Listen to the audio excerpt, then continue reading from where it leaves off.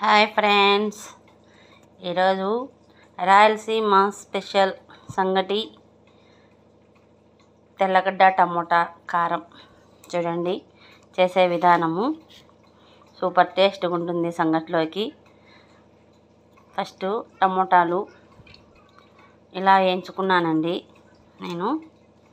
చూడండి, మెత్తగా ఇలా అయిపోయినాయి. ఇలా వేయించుకున్నాము. తర్వాత మామూలుగా ఒట్టిమిరపకాయలు, తర్వాత కరివేపాకు బాగా వేయించుకోవాలండి. వేయించుకొని కారం వేసుకోవాలి. కానీ నేను అట్లా కాదు, నేను బాలింతల కారం అని.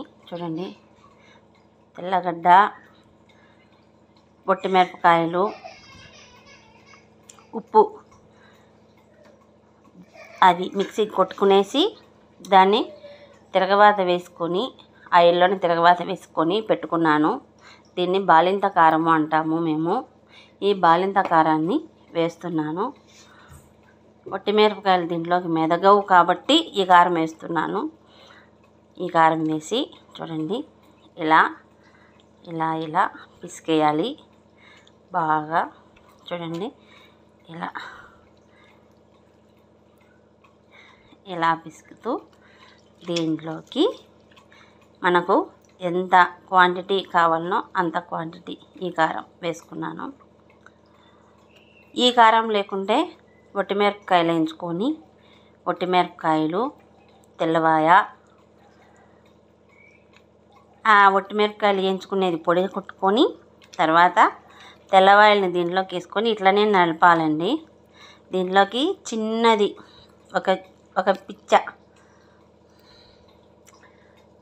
చింతపండు చూడండి, ఒక పిచ్చ ఇది కూడా వేసుకొని ఇలా కొట్టుకోవాలి.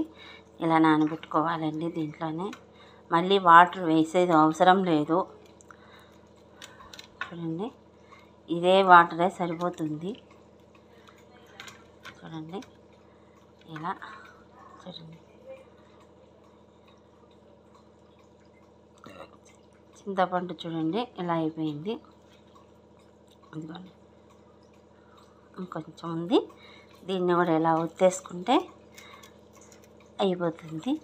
దీంట్లోకి మనం పక్కన పెట్టుకున్నా కదండి బాలింత కారము, అది దీంట్లోకి ఇలా కలిపేసుకోవాలండి. కలిపేసుకొని చూడండి, భలే టేస్ట్ ఉంటుంది ఇది సంగటి. ఈ కారము అద్దుకొని తింటూ ఉంటే సూపర్గా ఉంటుందండి. ఇప్పుడే నాకు నోట్లో నీళ్ళు ఊరుతున్నాయి. చూడండి, ఇలా కలిపేసుకొని ఇప్పుడు దీన్ని సంగట్లు వేసుకొని సంగట్లోకి అద్దుకొని తింటే సూపర్గా ఉంటుందండి. చూడండి, ఇంతేనండి.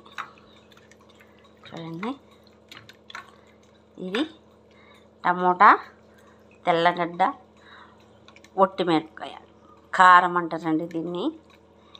పల్లెలలోన మూకట్లో కలుపుతారు కాబట్టి మూకటి పులుసు అని కూడా అంటారండి దీన్ని. భలే టేస్ట్గా ఉంటుందండి ఇది. ఆహా, సూపర్ అండి. అంతే అండి. దీనికి సంగటి ఒక ముద్ద అద్దుకునేది తింటుండేది సూపర్గా ఉంటుందండి. అయిపోయిందండి.